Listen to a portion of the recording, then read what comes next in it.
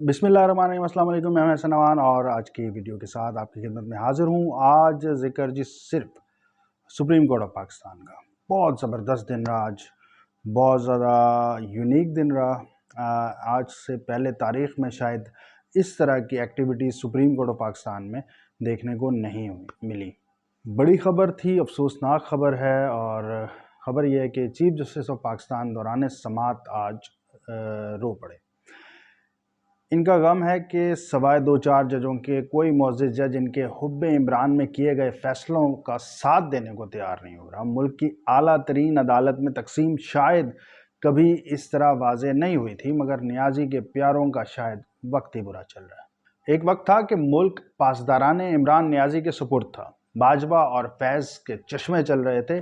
जर्नैल अबू टहरियान के इश्क में मुब्तला थे। साकिब निसार, आसिफ सईद खोसा जैसे आइन फरोश इंसाफ की फराहमी की राह में रुकावटें डाल रहे थे। मुल्क के तमाम सियासी अशराफिया, सहाफ़ी, अदीबों समेत जो भी टहरियान के पापा के ख़िलाफ़ बोलता, इसे काला पानी की सज़ा देने के लिए मुल्क के तमाम तर आइनी और इंतज़ामी इदारों में बैठे कानून और आइन शिकन इंतहाई बरकरफ्तारी का मुजाहरा कर रहे थे।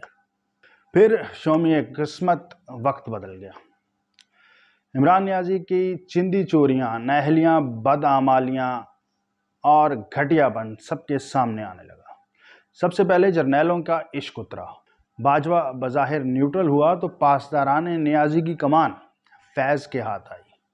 वो भी रिटायर हुआ तो फ़ौज ने अपने तई सफाई मुहिम का ना सिर्फ आगाज़ किया, बल्कि इस सफाई मुहिम के बायस नियाज़ी की चीखें आसमान सर पर उठाने लगी। मगर दूसरी जानिब पासदाराने नियाज़ी फ़ोर्स की कमान बादिल नज़र में आइन की तशरीह करने वालों ने थाम ली।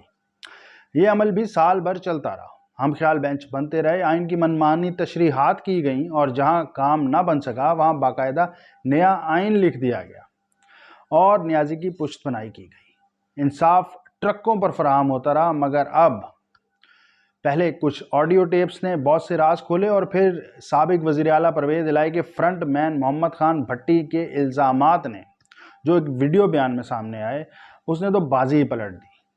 वो मुअज़्ज़िज़ जज साहबान जो खामोशी से असखुद नोटिस और आइन की तशरीहात बर्दाश्त करते रहे थे, इन्हें ये वाज़ेह होने लगा कि ये मामला इतना सादा नहीं कि खामोश रहकर टाला जा सके।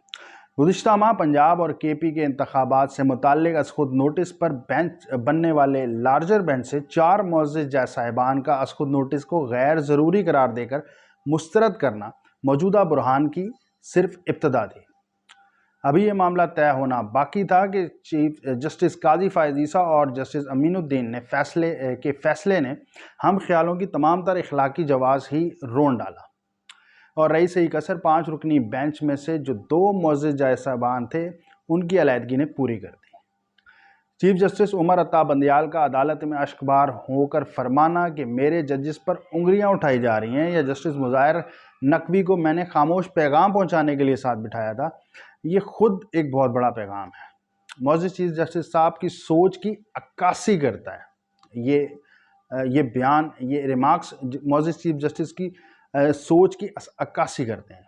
मोहतरम और मुअज़्ज़िज़ चीफ जस्टिस साहब, ये मुअज़्ज़िज़ जज मुज़ाहिर हुसैन नकवी साहब, जिनकी ऑडियो टेप सामने आई है, एक सियासी रहनुमा के साथ, एक सियासी जमात की वाबस्तगी जिससे मुताल्लिक़ बारहा आप पर और चंद मुअज़्ज़िज़ जज साहिबान पर हम ख्याल बेंच का इल्ज़ाम लगता है, और उस सियासी जमात की पुष्पनाई का इल्ज़ाम लगता है, उस सियासी जमात से इस हद तक करीबी रवाबित का जो है वो इल्ज़ाम ही कहा जाएगा जब तक साबित नहीं हो जाता। मगर वो ऑडियो टेप एक बहुत बड़ा ब्रेक थ्रू था आपके लिए कि आप एक लार्जर बेंच बनाते और इस पूरे तस्वीर को हल करते, और अपनी एक लेगेसी जो आप छोड़ कर जाना चाहते थे, वो एक अच्छे तरीके से छोड़ कर जाते, और अपने पर लगे जो माजी में फ़ैसलों से मुताल्लिक़ इल्ज़ामात थे, उनको धो सकते हैं।